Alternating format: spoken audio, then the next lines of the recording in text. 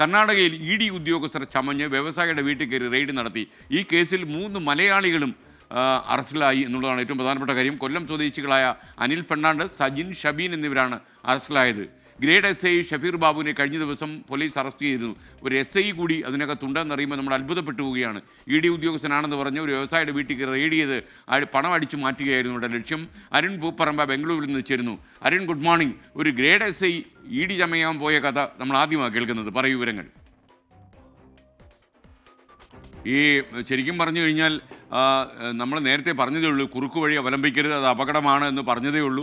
ഈ ഒരു കുറുക്ക് വഴി അവലംബിച്ച് ആ SI ഇന്നലെ തന്നെ അറസ്റ്റിലായിട്ടുണ്ട്. കാരണം നമ്മൾ എത്ര ബുദ്ധിപൂർവ്വം ഒരു മോഷണത്തിന് ഇറങ്ങി തിരിച്ചാലും ഈ ഡിജിറ്റൽ ലോകത്ത് നമ്മളെ പിടിക്കാൻ 100 തെളിവുകൾ നമുക്കെതിരെ സംസാരിക്കും. പണ്ട് പറയും, ഏതെങ്കിലും ഒരു കൊലപാതകം, എന്തെങ്കിലും കുറ്റകൃത്യം നടന്നാൽ നമ്മളെ പിടിക്കാൻ വേണ്ടി ഒരു തെളിവ് ദൈവം അവിടെ അവശേഷിപ്പിക്കുമെന്നൊക്കെ ആൾക്കാർ പറയാറുണ്ട്. എന്നാൽ അതല്ല, ഇന്ന് ഡിജിറ്റൽ ലോകമാണ്. 100 കണക്കിന് തെളിവുകൾ നിങ്ങളെ തേടി വരും, നിങ്ങളെ പൂട്ടും എന്ന കാര്യത്തിൽ സംശയമില്ല. നല്ല അന്വേഷണ ഉദ്യോഗസ്ഥനാണെങ്കിൽ ചുരുട്ടും. അരുൺ പൂപ്പറമ്പ വിശദാംശങ്ങളുമായി ബംഗളൂരിൽ നിന്ന് ചേരുന്നു. അരുൺ, പറയൂ. Good morning.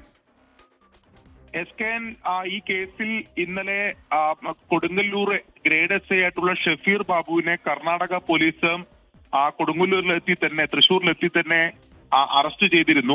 ഈ കേസിൽ മറ്റു 3 പ്രതികൾ, മലയാളികളായിട്ടുള്ള മറ്റു 3 പ്രതികളെ കൂടി കർണാടക പോലീസ് അറസ്റ്റ് ചെയ്തിട്ടുണ്ട്. കൊല്ലം സ്വദേശികളായിട്ടുള്ള അനിൽ ഫെർണാണ്ടസ്, സജിൻ ഷബീൻ എന്നിവരാണ് അറസ്റ്റിലായത്. ഇതിൽ അനിൽ ഫെർണാണ്ടസിനെ തിരുവനന്തപുരം വിമാനത്താവളത്തിൽ വെച്ചാണ് കർണാടക പോലീസ് അറസ്റ്റ് ചെയ്തതെന്ന വിവരമാണ് ലഭിക്കുന്നത്.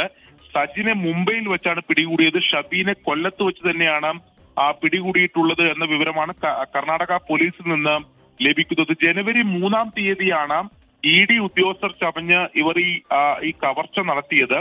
ദക്ഷിണ കന്നഡ ജില്ലയിലെ ബോളന്തൂരിലെ പ്രമുഖ വ്യവസായിയായിട്ടുള്ള സുലൈമാന്റെ വീട്ടിലാണ് ഇവരെത്തിയത്. ഇത് മുൻകൂട്ടി പ്ലാൻ ചെയ്തുള്ള ഒരു കവർച്ചയാണ് എന്ന വിവരമാണ് കർണാടക പോലീസിന് ലഭിക്കുന്നത്. അതായത് ഈ ഗ്രേഡ് SI ഷഫീർ ബാബു ഇതിനു മുമ്പ് ഈ തട്ടിപ്പ് നടത്തുന്നതിന് മുമ്പ് ഈ സുലൈമാനെ ഫോണിലേക്ക് വിളിച്ചതായുള്ള വിവരങ്ങൾ ലഭിച്ചിട്ടുണ്ട്. ഇവർ ആ വീട്ടിലെത്തിയതിനു ശേഷം 2 മണിക്കൂർ നേരം ED ഉദ്യോഗസ്ഥരാണെന്ന് പറഞ്ഞ് ആ വീട്ടുകാരെ ബന്ദികളാക്കി. അതിനുശേഷം നമുക്കിപ്പോൾ പോലീസിൽ നിന്ന് ലഭിക്കുന്ന വിവരം അനുസരിച്ച് 3 കോടി രൂപയും സ്വർണവുമാണ് അവിടെ നിന്ന് കവർന്നത്. തമിഴ്നാട് രജിസ്ട്രേഷനിലുള്ള 2 കാറുകളിലായാണ് ഈ പ്രതികൾ എത്തിയത്. 6 പേരാണ് ഈ സംഘത്തിൽ ഉണ്ടായിരുന്നത്. ഇപ്പോൾ 4 പേർ അറസ്റ്റിലായിട്ടുണ്ട്. 2 പേർ കൂടി അറസ്റ്റിലാകാനുണ്ട് എന്ന വിവരം കൂടി ലഭിക്കുന്നുണ്ട്. അതിൽ തമിഴ്നാട് രജിസ്ട്രേഷനിലുള്ള ഒരു കാറ് നിലവിൽ കർണാടക പോലീസ് പിടിച്ചെടുത്തിട്ടുണ്ട്. ഈ സംഭവത്തിന് ശേഷം ബംഗളൂരു സിറ്റി പോലീസ് കമ്മീഷണറുടെ മേൽനോട്ടത്തിൽ ഒരു പ്രത്യേക സംഘത്തെ രൂപീകരിച്ചിരുന്നു. ആ സംഘമാണ് ഇതിൽ അന്വേഷണം നടത്തി. അതിൽ കേരള പോലീസിന്റെ സഹായം ലഭിച്ചിട്ടുണ്ട്. കേരള പോലീസിന്റെ സഹായത്തോടു കൂടി തന്നെയാണ് ഈ പ്രതികളെ പിടികൂടിയിട്ടുള്ളത്.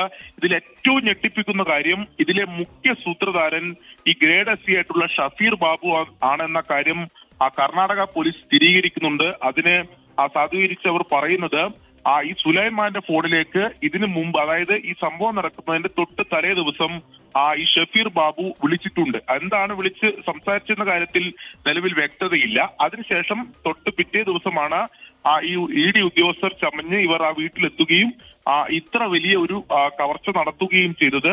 നിലവിൽ ലഭിക്കുന്ന വിവരം അനുസരിച്ച് 3 കോടി രൂപയും വർത്തിയെടുത്തു എന്നതാണ്. ദക്ഷിണ കന്നഡ ജില്ലയിലെ ഒരു പ്രമുഖ വ്യവസായിയാണ് ഈ സുലൈമാൻ. അത്തരത്തിൽ അവിടെ ഒരു BD കമ്പനി ഉൾപ്പെടെയുള്ള മറ്റ് വ്യവസായങ്ങളും ഉൾപ്പെടെയുള്ള ഒരു പ്രമുഖ വ്യവസായിയാണ് സുലൈമാൻ. ആ സുലൈമാന്റെ വീട്ടിലാണ് ഈ കവർച്ച നടത്തിയത്. എന്തായാലും കർണാടക പോലീസ് കൃത്യമായ അന്വേഷണം അതിൽ നടത്തി. പ്രത്യേക സംഘം ഇതിൽ അന്വേഷണം നടത്തി. അങ്ങനെയാണ് ഈ ഷഫീർ ബാബുവിനെ പിടികൂടുന്നതിന് മുമ്പ് തന്നെ മറ്റു 3 പ്രതികളെയും അവർ പിടികൂടിയിരുന്നു. വിദേശത്തേക്ക് കടക്കാനുള്ള ശ്രമത്തിനിടെയാണ് സജിനും ഷിബിനും, സജിൻ മുംബൈയിൽ വെച്ചും ഷിബിൻ കൊല്ലത്ത് വെച്ചും ആണ് പിടിയിലായത്. അനിൽ ഫെർണാണ്ടസ് തിരുവനന്തപുരം വിമാനത്താവളത്തിൽ വെച്ചും പിടിയിലായി എന്ന് തന്നെയാണ് കർണാടക പോലീസ് നമുക്ക് ഔദ്യോഗികമായി ലഭിക്കുന്ന വിവരം. എന്തായാലും ഷഫീർ ബാബുവിനെ ഇപ്പോൾ ഇവിടെ മംഗളൂരുവിൽ എത്തിച്ചിട്ടുണ്ട്. സിറ്റി പോലീസ് കമ്മീഷണറുടെ നേതൃത്വത്തിൽ വിശദമായി ചോദ്യം ചെയ്യും. അറസ്റ്റ് രേഖപ്പെടുത്തി എന്ന വിവരം തന്നെയാണ് ഇപ്പോൾ ലഭിക്കുന്നത്. Thank you Arun. നമുക്ക് ഏറ്റവും വലിയ അത്ഭുതം എന്താണെന്ന് ചോദിച്ചാൽ നമ്മുടെ പോലീസിൻ്റെ ട്രെയിനിങ് ഒക്കെ കിട്ടി എന്താണ് പോലീസിങ് എന്നൊക്കെ മനസ്സിലാക്കി കൊടുത്ത് മനുഷ്യനെ അവൻ്റെ ജീവനും സ്വത്തിനും സംരക്ഷണം കൊടുക്കാൻ ഏർപ്പെടുത്തിയ ഒരു എസ് ഐ ആണ്, ഒരു ഗ്രേഡ് എസ് ഐ ആണ്. കർണാടകത്തിൽ പോയി ഒരു വ്യവസായിയുടെ വീട്ടിൽ എൻഫോഴ്സ്മെൻറ്റ് ഡയറക്ടറേറ്റിലെ ഉദ്യോഗസ്ഥനാണെന്ന് പറഞ്ഞ് റെയ്ഡ് ചെയ്യാൻ ശ്രമിക്കുകയും അവിടെ ആപ്പിലാകുകയും അകത്താകുകയും ചെയ്യും. ഷബീർ ബാബുവിനെ ഓർക്കുമ്പോൾ നമുക്ക് വല്ലാത്ത ഒരു ഒരു ഒരു ഒരു ഒരു ഒരു വിഷമം തോന്നുന്നു. കാരണം ഇങ്ങനെ ഒരു പോലീസ് സംവിധാനത്തിൽ നിന്നുള്ള ഒരാൾ ഇങ്ങനെ ഒരു വൃത്തികേടിന് കൂട്ടുനിന്നു എന്നറിയുമ്പോൾ ഈ പോലീസ് സേനയ്ക്ക് ഇതുണ്ടാക്കുന്ന നാണക്കേട് ചില്ലറയല്ല എന്ന് ഷബീർ ബാബു അറിയുന്നുണ്ടോ എന്നറിയില്ല. കാരണം ഇയാൾക്കൊക്കെ പരമാവധി ശിക്ഷ കൊടുക്കുക തന്നെ വേണം. കാരണം എന്താണ് പോലീസിങ് എന്ന് മനസ്സിലാക്കിയതിന് ശേഷം ഒരു കൊള്ളക്കാരൻ ചെയ്യുന്നതിനേക്കാളും കടുപ്പത്തിൽ കാര്യങ്ങൾ ചെയ്യാൻ ശ്രമിച്ച ഒരാളാണ് ഈ ഷബീർ ബാബു. ഒരു മാപ്പും അർഹിക്കാത്ത രീതിയിൽ നിയമം നൽകുന്ന ഏറ്റവും വലിയ ശിക്ഷ ഇയാൾക്ക് വാങ്ങിക്കൊടുക്കുക തന്നെ വേണം. ചന്ദ്രൻ ചിറയിൽ പറയുന്നു, ഇന്ത്യയിൽ കൈക്കൂലി ഏറ്റവും കുറഞ്ഞ സംസ്ഥാനം കേരളമാണ്. ഒരു സംശയവുമില്ല. അത് കേരളത്തിന് പുറത്ത് ചില സംസ്ഥാനങ്ങളിലൊക്കെ നമ്മൾ പോയിട്ടുണ്ട്. അവിടെ കൈക്കൂലി വാങ്ങുന്നു എന്ന് പറഞ്ഞാൽ വലിയൊരു അഭിമാനമായി കാണുക. എത്ര കിട്ടി നിനക്ക് എന്നാൽ സന്തോഷത്തോടെ ചോദിക്കുക. എന്നാൽ കേരളത്തിലാണെങ്കിൽ ഈ കൈക്കൂലി വാങ്ങുന്നതിന് എപ്പോഴും തലവി ഉണ്ടിട്ടാണ് വാങ്ങുന്നത്. അഭിമാനം വലിയ അപമാനമായിട്ടാണ്. കാരണം ഇത് നമ്മൾ പ്രോസിക്യൂഷൻ എന്നൊക്കെ പറയുന്ന പോലെ ഒരു ജീവിത വൃത്തിയായിട്ടാണ് ഈ കൈക്കൂലി കാണുന്നത്. അത് തീർച്ചയായിട്ടും ഉണ്ട്. അത് കേരളത്തിൽ വളരെ കുറവാണ്. നമ്മൾ സാക്ഷരരായതുകൊണ്ടും നിയമബോധമുള്ളത് കൊണ്ടും ഒക്കെ തന്നെയാണ് കൈക്കൂലി കുറഞ്ഞു നിൽക്കുന്നത് കേരളത്തിൽ.